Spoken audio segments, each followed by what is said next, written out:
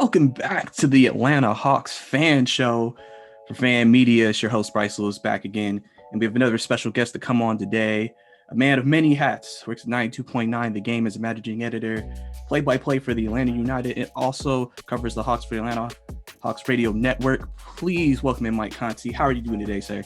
Hi, Bryce. How are you? Good to be with you. I'm doing all right, man. You know, it's just good to talk some Hawks basketball, especially after last night coming off of a win against Portland. And I just want to go right into it. So right now, you know, the Hawks are starting to finally get healthy. You know, we still were waiting for word on Deandre and Cam, but we're starting to get healthy. And I think we kind of saw that last night, the depth we have from the starting to the bench unit. You know, Bogey starts off hot, then we go to the bench. Gallinari gets hot in the second half, and just a good game all around for a lot of guys. So I just want to ask you, you know, when going into this final stretch, going into the playoffs, if we do get to that 100% mark, or if it's just very close to it, what do you see with this team going into the playoffs? Do you think there's any team, I guess it's a two-part question. Do you think there's any team that we want to play in the first round? And then second, do you feel confident, regardless of who we play, based off if we're healthy, we'll have a good chance of winning a first round series? Yeah, I get that question a lot. Like, what's the potential ceiling for the Hawks in this playoff year? And I think the ceiling is maybe getting out of the first round. If this team gets to the second round, then I think they're way ahead of all of our expectations for this year. Of course, you want to win it all. You're playing to win championships, but looking at it realistically, this team's probably still a year or two away at least from being on that level. You know, we've seen how they match up with Philadelphia when Philly's at full strength. It's not great. You know, Brooklyn, I just can't imagine how the Hawks could realistically think they could win a 7-game series against Harden, Durant, and Irving. Milwaukee, Giannis as an individual is probably someone that it would be very difficult to beat 4 out of 7 times, and you're going to have to win a road game. You know, the Knicks, I think that's a team that, look, they've played very, very well, but they've taken advantage of a soft spot in their schedule. The Hawks would have beaten them last week, or 2 weeks ago, I guess now, if Trae did not sprain his ankle in the fourth quarter of that game and if Clint Capella didn't get hurt as well. The Hawks were on their way to winning that game. I have a lot of respect for what the Knicks have done this year. But, you know, the Hawks lost to the Knicks twice with Lloyd Pierce as their coach. Nate McMillan took over. And again, prior to Trae's injury at Madison Square Garden, almost 2 full weeks ago, I think the Hawks were going to win that game. That's a matchup that I think the Hawks might feel good about. Certainly compared to Philly, Brooklyn, and Milwaukee, that's the first round matchup you're going to feel the best about if it ends up going that way.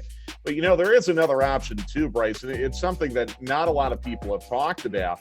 The Knicks are they started a West Coast trip last night in Memphis. This is not an easy trip for them. They have to play the Lakers, they have to play the Nuggets, they have to play the Clippers, and they have to play the Suns on this West Coast trip. If the Knicks start losing 4 or 5 in a row and the Hawks get a little bit hot, the Hawks could be in the 4 seed. They could be playing the Miami Heat in the first round with home court advantage. They could be playing the Boston Celtics in the first round with home court advantage. And we know that the Hawks match up extremely well with those teams. So a lot of it's going to depend on matchup, Bryce.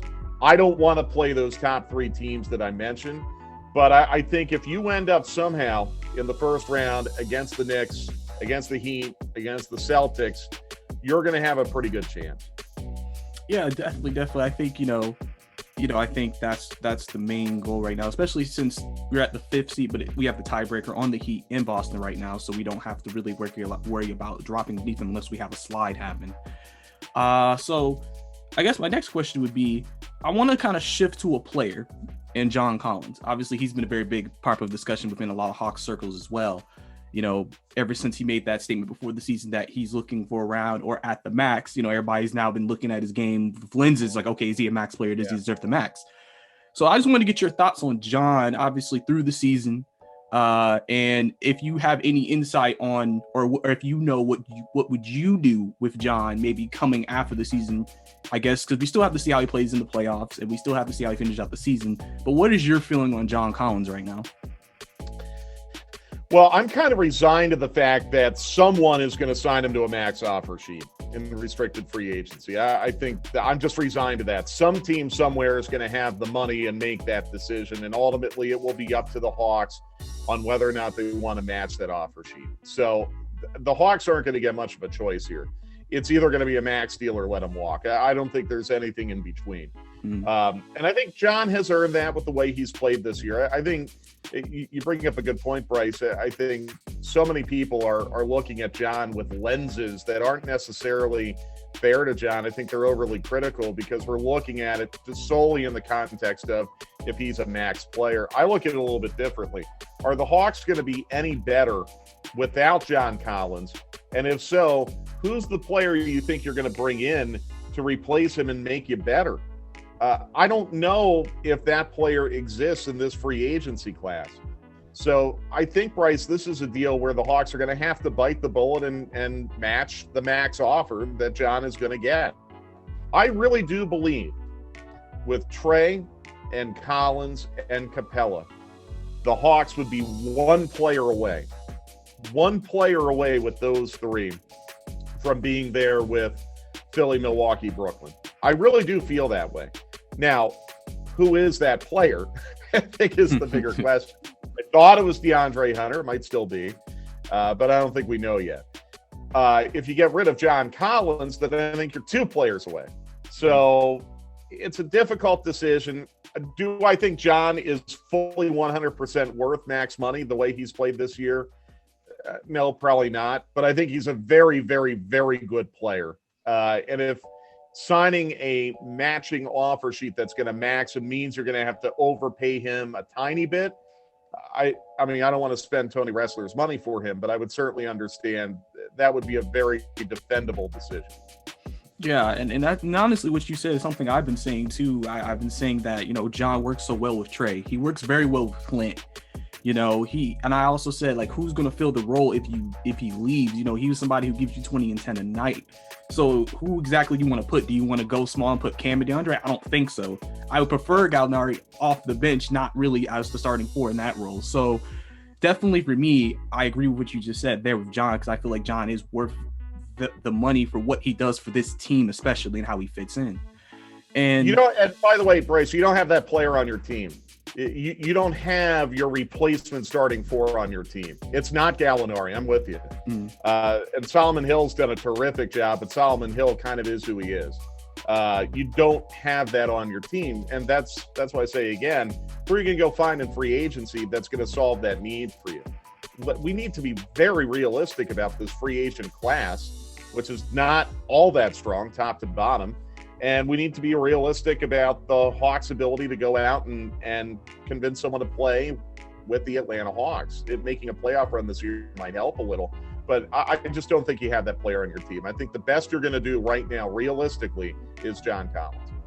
Yeah, definitely agree. I just want to ask, do you have any updates or do you have any predictions on when we may see Hunter and Cam back? I feel like Cam's the furthest away.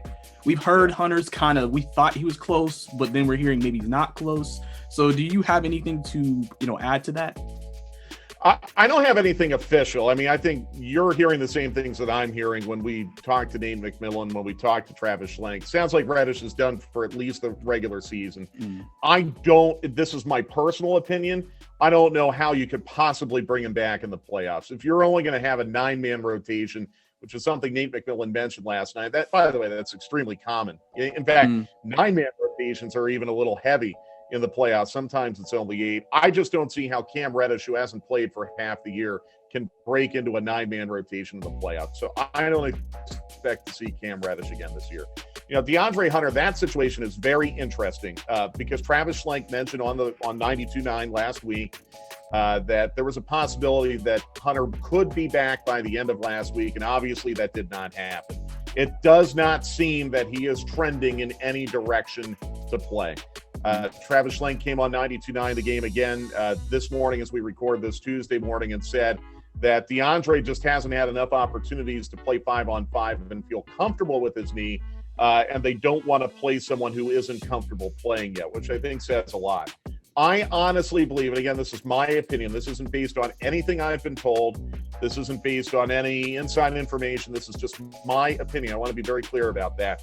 I do not believe DeAndre Hunter is going to play again this year. And again, it's kind of the same reason that I mentioned with Reddish. You're going to go into the playoffs with a 9-man rotation. You're running out of opportunities now where you can get Hunter back into this group where he can build some kind of chemistry. And I don't think you want to be screwing with this team chemistry going into the postseason. So I would be surprised if DeAndre Hunter played again this year. That's just my opinion. That's not based on anything I've been told, but it just does not feel to me like he's trending in any kind of direction where he's going to play soon.